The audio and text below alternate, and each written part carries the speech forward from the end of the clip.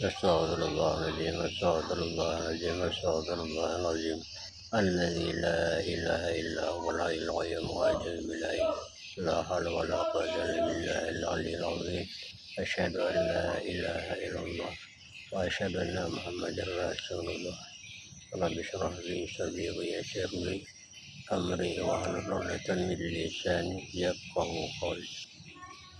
Assalamualaikum warahmatullahi wabarakatuh. Hadirin yang dirahmati oleh Allah Subhanahu wa taala, tidak hentinya marilah kita memanjatkan puji syukur kehadirat Allah Subhanahu wa taala, di mana dengan limpahan rahmat nikmat yang telah diberikan kepada kita, sehingga kita diberikan umur, diberikan kesehatan, diberikan kelebihan untuk melaksanakan apa ya sebagai tugas kita di muka bumi adalah sebagai khalifah. Sudah sewajarnya kita berbagi masalah kebaikan, karena di dalam surah Al-Asr itu, wal asri, demi masa, innal insana lafi khusrin illa alladzina amanu wa amilus solihat wa tawassaw bil haqq wa tawassaw bis sabr. Nah, ayat ini sudah sering kali mungkin anak-anak yang banyak sudah hafal ayat ini, karena setiap manusia itu dinyatakan selalu dalam merugi. Jadi meruginya itu apa? Artinya tidak menyampaikan kebenaran. Jadi sebaiknya kita menyampaikan kebenaran diminta atau tidak. Kemudian menetapi kesabaran. Kesabaran ini yang selalu kita pelihara, kita jaga untuk pelestarian hidup kita di masa datang atau masa sekarang. Jadi tidak ada keraguan di dalam kita menyampaikan kebenaran, yaitu seperti terjadinya kisah Rasulullah di dalam Gua Hira dengan Abu Bakar Siddiq radhiyallahu anhu. Karena setelah terkurung di dalam satu gua, Abu Bakar Siddiq ini adalah merasa takut karena musuh itu sudah di depan. Kata Rasulullah apa? La takhaf wa la tahzan innallaha ma'ana. Jangan takut dan gentar, Allah bersama kita. Nah, jadi dari kesimpulan riwayat tersebut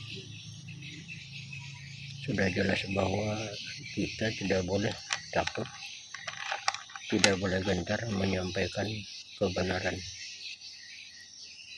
Apa saja yang terkandung dalam permasalahan, yang pertama kita adalah untuk memelihara diri kita sendiri, karena Allah itu maha mengetahui, maha melihat apa yang tersurat atau yang nyata dan tersirat yang tidak nyata di dalam hati kita. Jadi menyampaikan tentang kebenaran ini kadang-kadang ya seorang ulama pun ragu kalau kita menjadi musuh orang banyak. Padahal kita adalah sebagai khalifah, artinya wajib menyampaikan yang hak itu memang hak, yang salah itu memang salah. Jadi jangan setengah-setengah. Karena seseorang yang beriman kepada Allah itu akan selalu diberi petunjuk dalam hati masing-masing. Jadi tanggung jawab ini adalah bukan ustadz saja atau ulama saja. Jadi seperti kita orang awam pun wajib menyampaikan ya kebenaran. Yang benar itu memang benar, yang salah memang salah. Jadi kita mengakui ya kejujuran kita yang selalu kita sampaikan. Karena siddiq itu artinya benar. Itulah salah satu sifat daripada Rasulullah, siddiq, amanah, tabligh, patonah. Nah, jadi yang benar itu ya selalu kita sampaikan. Kemudian amanah ini adalah suatu tanggung jawab yang sangat besar. Jadi kadang-kadang amanah ini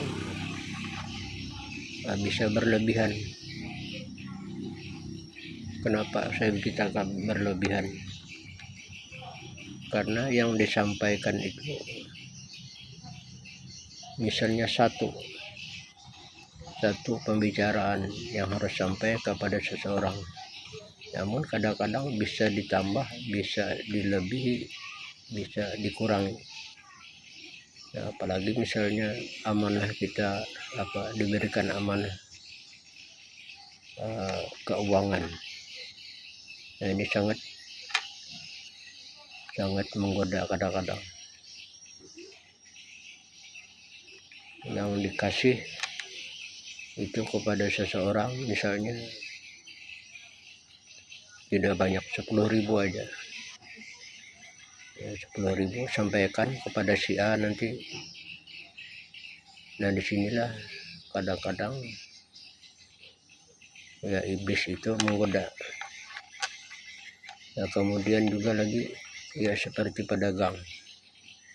Ya, pedagang ini kadang-kadang seperti timbangan, takaran dan sebagainya.